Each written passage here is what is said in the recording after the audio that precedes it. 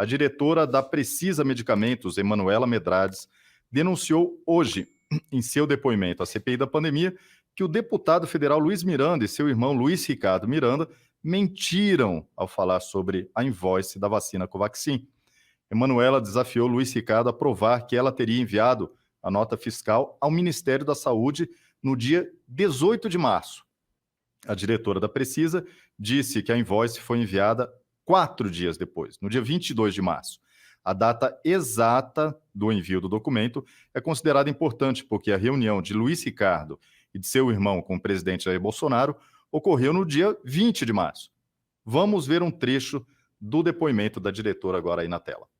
Eu provei e provo mais uma vez que essa invoice só foi enviada no dia 22.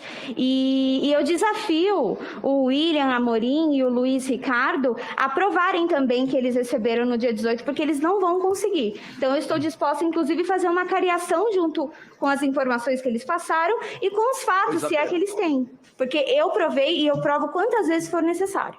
Apenas para fazer uma ponderação, eu acho que a acariação é necessária. Veja, esse caso é um caso simples, porque você tem condições de apurar a chamada prova material.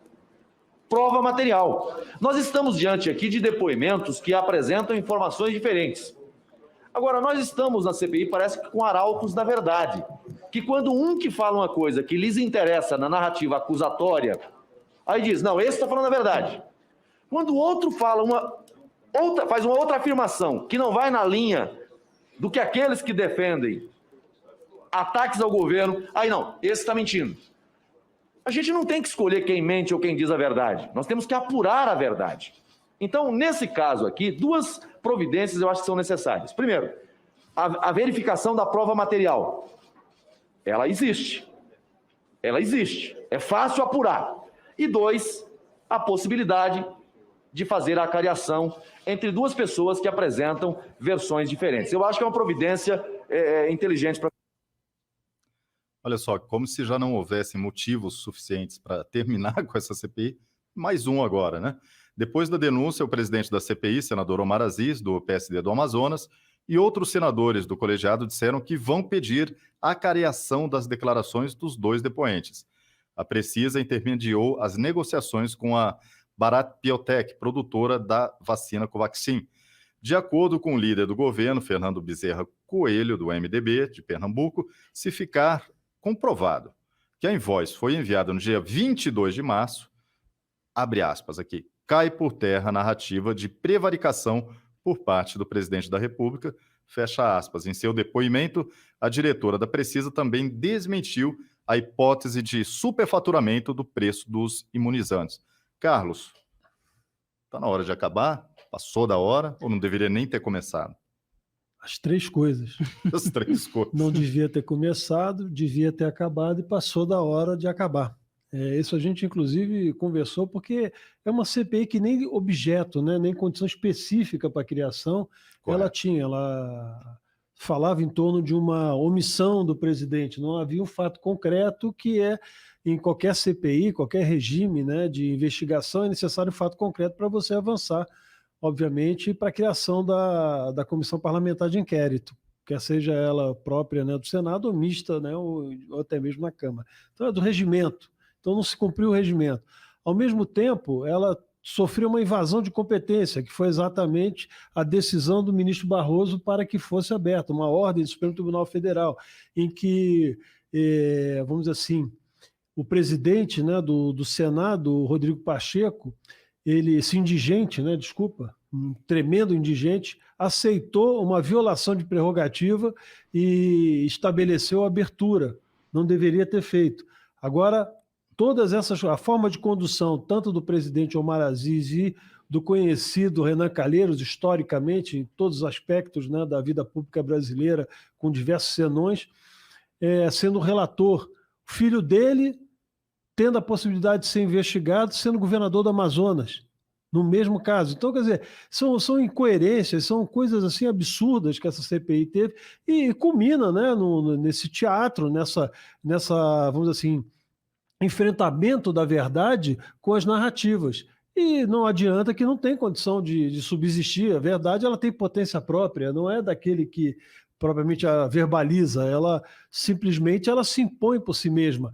Então, tá vendo, essa CPI já devia, de fato, ter acabado, ter fechado de ofício, o senador Rodrigo Pacheco já devia ter saído desse caso com honra, mas ele preferiu exatamente se associar a esse conjunto de exploradores, né, da vida pública brasileira ao longo de tantos anos, participantes dessas oligarquias criminosas que operam o Estado em benefício próprio, ao seu benefício, ao benefício de suas famílias, de seus grupos políticos, e está aí a revolta que eles têm com o presidente. O presidente é um homem correto, sério, está entregando sua vida a esse país e precisa, como o Max disse muito bem, da nossa parte, ações muito mais concretas do que a gente tem feito. Concordo. Então é um chamamento de responsabilidade para nós, né, esse sofrimento do presidente e essas figuras, né, totalmente inúteis, né, da vida pública que estão operando com os nossos recursos precisam, de fato, serem afastadas de forma imediata dos seus mandatos. Não, e eu fico impressionado, né, com o tipo de narrativas descabidas que a CPI vai gerando a cada dia. E cada dia que passa, a mídia acredita que não, agora nós achamos, né, um negócio que realmente vai abalar as estruturas, vai abalar a República e a gente vai conseguir o impeachment do Bolsonaro. É o pink e o cérebro, né? Exato. Todo dia. Exatamente, exatamente. Ainda tem um terceiro aí também no meio, né? E, quer dizer, mais uma narrativa detonada. E, Max, me permite um parênteses que eu esqueci de falar, porque eu falei de 3 senadores, tem que falar de uma outra figura também do mesmo nível desses. Um sujeito que é deputado federal, que, na verdade, se apresenta nas gravações e a gente assiste não como deputado federal, representante daqueles que honraram com o voto, porque certamente tem pessoas honradas que acreditaram nesse sujeito. O sujeito simplesmente, como deputado, se apresenta como representante comercial, intermediador de negócios em operação de empresas fornecedoras do governo. E você não vê uma ação da Câmara Legislativa na Comissão de Ética para atacar esse comportamento indecente do Luiz Miranda. Indecente. Então, quer dizer, como é que essa estrutura política, vamos dizer assim, vai encontrar credibilidade no povo brasileiro? Só vai encontrar rejeição, só vai encontrar o que a gente vê nas redes. É isso. Desculpa aí, Max. Não, mas isso é importantíssimo. Não, que eu queria equalizar, eu queria equalizar os ataques, porque parece que eu estou protegendo esse sujeito. Pelo pouco que eu entendo, Carlos, você entende muito mais de regimento do que eu e da atividade parlamentar, você não pode usar um cargo público. É vedado. Pois é. É vedado. Ele usa. Isso aí, aquela gravação minimamente deixa claro. É advocacia administrativa, entendeu? Minimamente. Pois é, não precisa ser um especialista. E outra coisa, isso é crime, as pessoas não estão percebendo, é crime. E não se faz absolutamente nada. E o Daniel Silveira está respondendo por ter, enfim, xingado alguém. O outro tem ato comprovado, né, de violação não só da atividade parlamentar, mas intermediar a operação num governo numa ação de governo que ele não tem, que ele tem obrigação de fiscalizar, que ele tem que ficar do outro lado e não absolutamente envolvido em operação. Alguns até fazem emenda para comprar vacina, estabelece inclusive o nome, a marca do produto. Quer dizer, isso é totalmente irregular, isso é totalmente criminoso. E é um absurdo, exatamente um absurdo, é o que você falou. A gente precisa ser processada.